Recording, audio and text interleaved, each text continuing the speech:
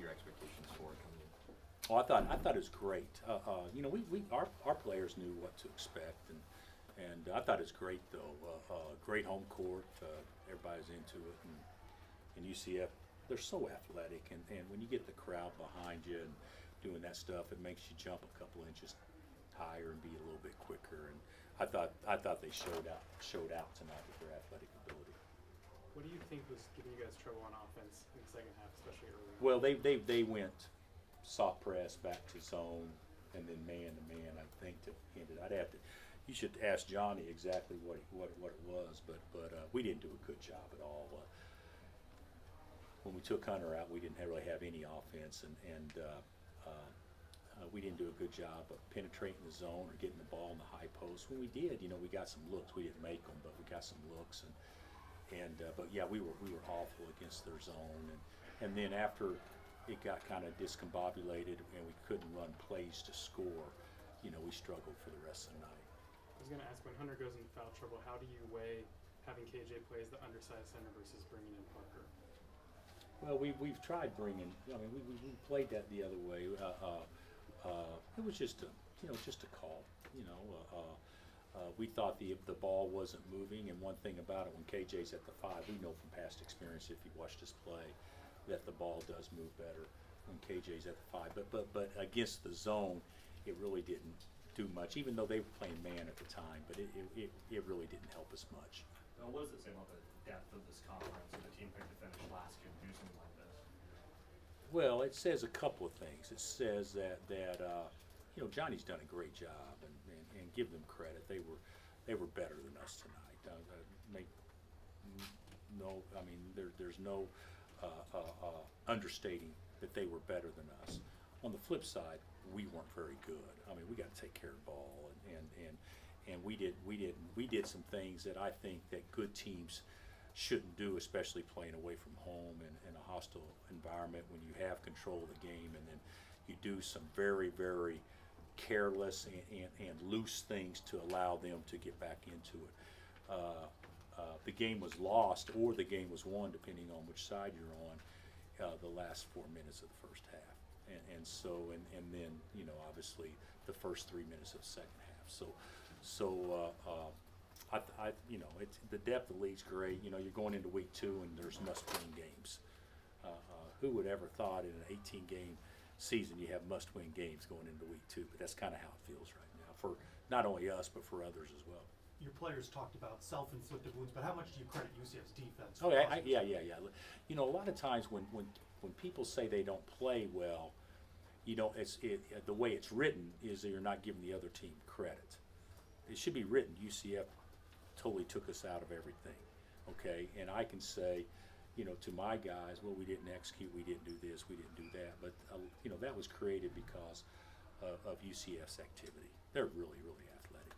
Do you think because of the different rotations that UCF had, deep lineup, different defenses, plus the crowd energy, do you think your guys lost composure at all? I don't think that we played with near the poise that we've exhibited in some other games. So that's probably a pretty fair assessment. With this being, you know, the first time that these two teams have ever matched up for you, does it kind of make it challenging to game plan for a team that you have no experience facing? No. I mean, after watching it, yes. Well, you know, UCF, they haven't played that much zone going into tonight, at least based on our scout reports and that stuff. I mean, they did a good job of doing some things that we obviously labored with. But I you know, maybe if we played Johnny over the years multiple times, maybe you get used to what a coach does and whatever. But I don't think it's because it's UCF that has anything to do with it. I think it more has to do with coaching styles and everything. But Johnny's playing a lot different. He played at Stanford now. He's got a different type of athlete. How do you think you're going to remember this game going further on in the season? To be real candid with you, I hope I don't. Coach, when Hunter goes out in foul trouble, and you talk about how you guys struggled to score when he went to the bench, how do you weigh that in your mind when to bring him back? Like, do you feel like you should have brought back a little bit earlier? I don't know, because he's got a bad knee.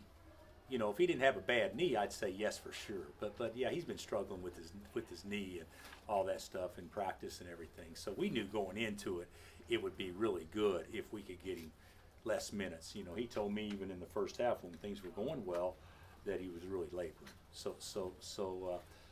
I don't think that's what cost us. I think that's when 4 other players kind of figure out, okay, we don't have him. We need to really take better care of the ball and execute better and get what we want, as opposed to maybe being loose with it. Diallo and their bigs, did they give you a lot of trouble altering shots? I thought so. I thought was it Walker that had 3 blocks, but Diallo to me set the tone early, because you know we're down 7-0 in large part because of his altering or contesting. Yeah, I thought he was good, and offensively, you know, he in the second half late that 8 or 9 foot shot on the baseline at the end of the clock was maybe as big a shot as there was in the second half. Time for one or two more. Bill, Yeah. when you were up 16, are you thinking there was a chance to crack it? Or I told our guys in the under 4 timeout, you know, we got to get this thing to 20 and not let it go to 10. Well, I should have said don't let it go to 8, because I wasn't smart enough to figure out that they went to 8. So crack it, no. Put yourself in a position, make it really hard on somebody. See when it's at 8 and you have momentum, it's manageable.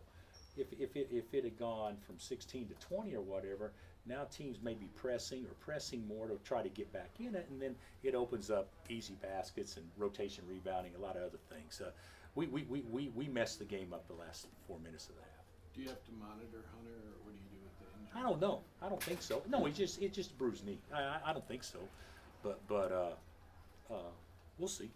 We'll see. We've been really fortunate, knock on wood, with our health so far because we don't have a lot of depth. So, but you're going to go through periods of time this season where guys get nicked up. If UCF plays like this, what can they do in the Big 12 in their first year? Oh, I think they'll be competitive with everybody they play. You know, I mean, guys, they were better than us tonight. They were athletic. They played great. Their guards were unbelievably quick to the ball. They made us pay when we made, you know, obviously mental mistakes. They got a talented bunch. Predicting what will happen, I have no idea. Can they beat anybody in our league in this building? Absolutely, if they play turned up and play like that, and if the fans do their job like they did tonight. I mean, that's a big part of winning too. You faced Johnny many a times before. No, I've only faced him one other time. But as you know, you've seen him do what he's done throughout his career as a player, as a coach. Just describe what Coach Dawkins brings to a program like UCF.